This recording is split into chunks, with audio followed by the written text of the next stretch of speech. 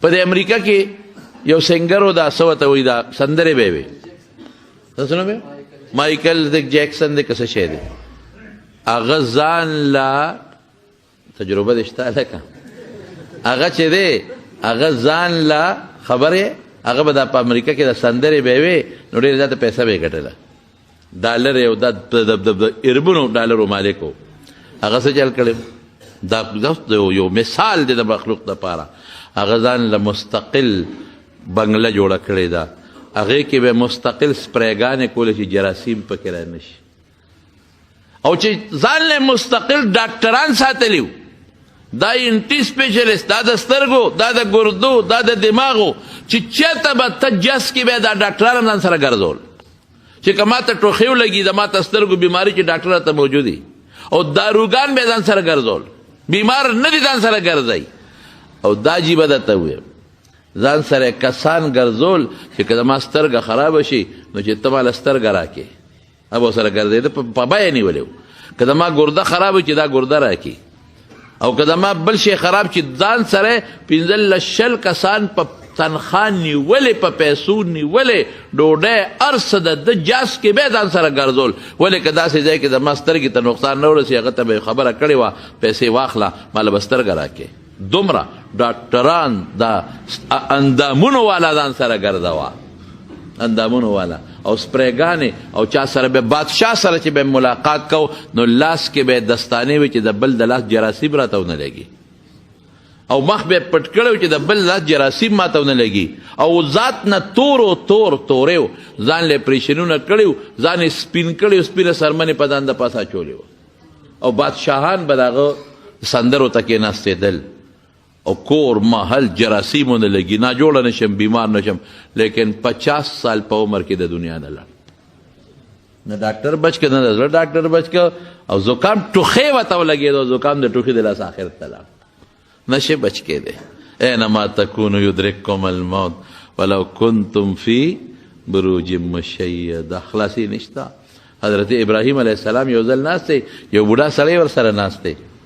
د ابراهیم علیه السلام عمر دې وخت کې 200 کالو ته رسېدلی دی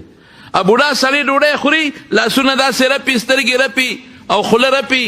او داسې جلقار کوي زلزله چې په سړي راغلي او ډوډۍ چې خولې ته واچي اتې لاندې غورځېږي اتې په دې جامو باندې او په دې ګیره راغورځېږي ابراهیم علیه السلام ډېر زیات پریشان وشي خدای دا عمر رسول الله مبارک فرمایي نبی علیه السلام اللهم انی اعوذ بک من ارذل العمر خدای د داسې عمر نه مې ساته چې بچیم پې تنګي او ښځم پې تنګي او لوړم پې تنګي او نوسان وسیم پې تنګي او جامې ګړبېږي او اوبه ته بیږي او خوراک پې په جامو بیږي اوهو خدای دا ژوند بابا نه یې تپوس وکړو بابا څونه عمر درې 200 کاله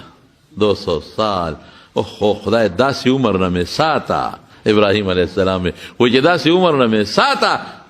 بس هغه انسان نو څوک د مرګ فرشته وه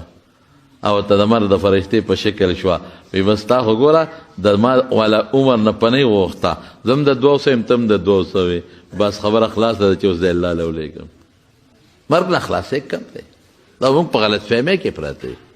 ډاکټر له به ځم او دا به کوم او زړه اپریشن به وکړم ټیک دی علاج سنت دی کې به خو د علاج څه مقصد دی علاج تا له ژوند نشي بدلولی علاج فایده دا ده چې کم وخت د الله مقرر کړی چې هغې ته لږ په اسانه ورورسئ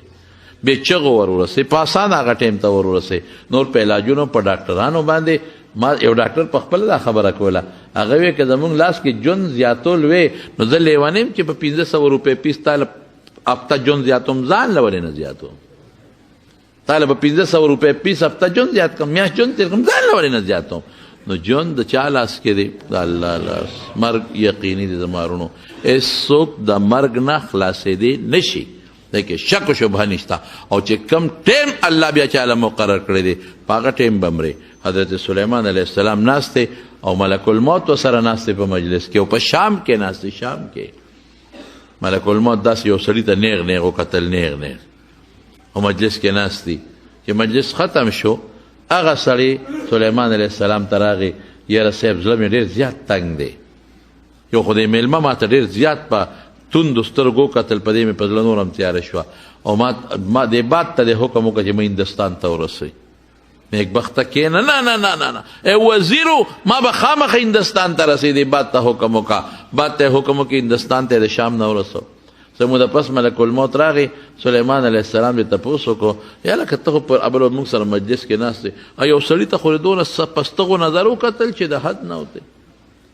څه شو سړی بیا؟ سلیمان علیه السلام ورته وخندل، بیا خو ما ته حکم وکړه چې دې سړي ته ستغو باندې وکتل او زما په زړه کې نور هم تیاره شوه، چې مې پړه تیاره ده، هندوستان ته مې ورسوه. ما باد ته حکم وکړه هلته یې ورورسوه.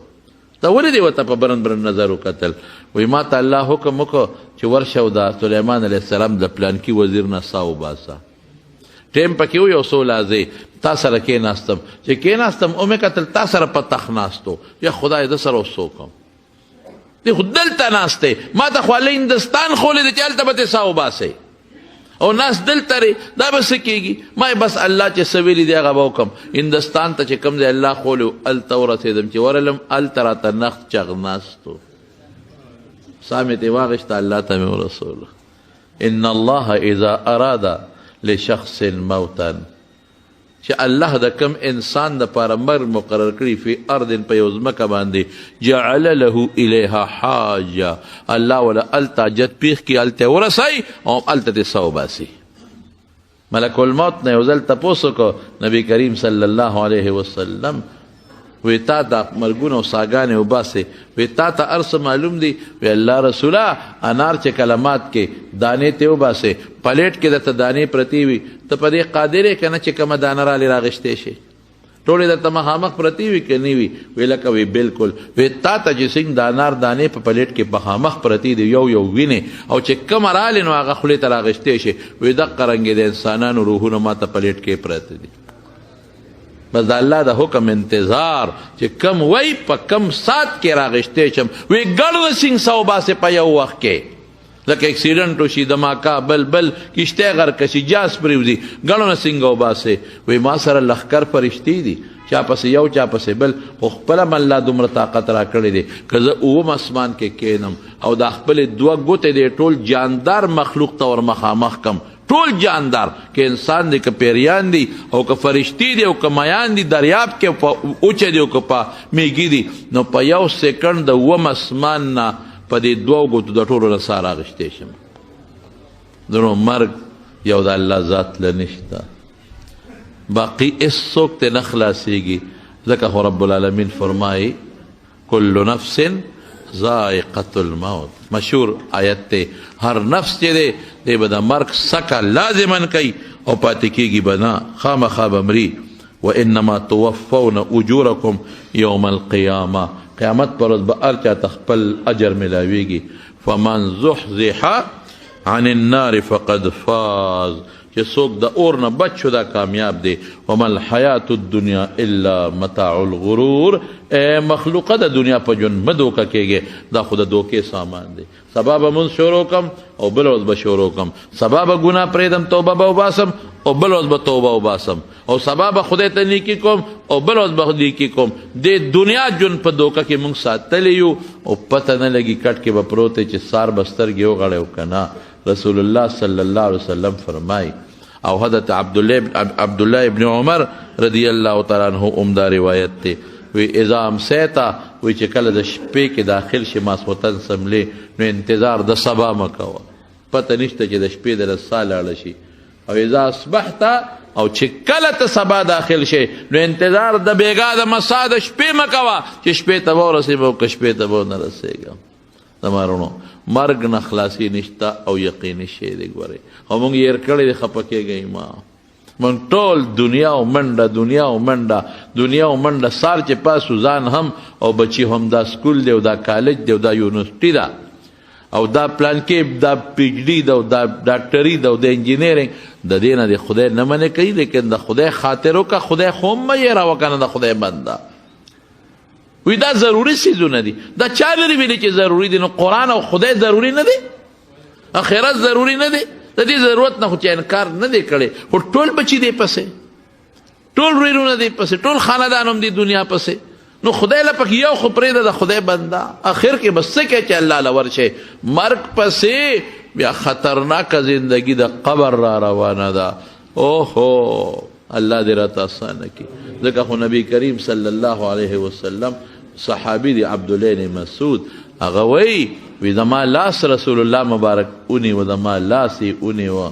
نبی علیہ السلام او ما ته څه وی څلور څیزونه به راته ښول او کان یعلمهن څلور څیزونه دي څلور او داسې به راته ښول لکه د قرآن صورت چې به څنګه رسول الله مبارک راته ښو.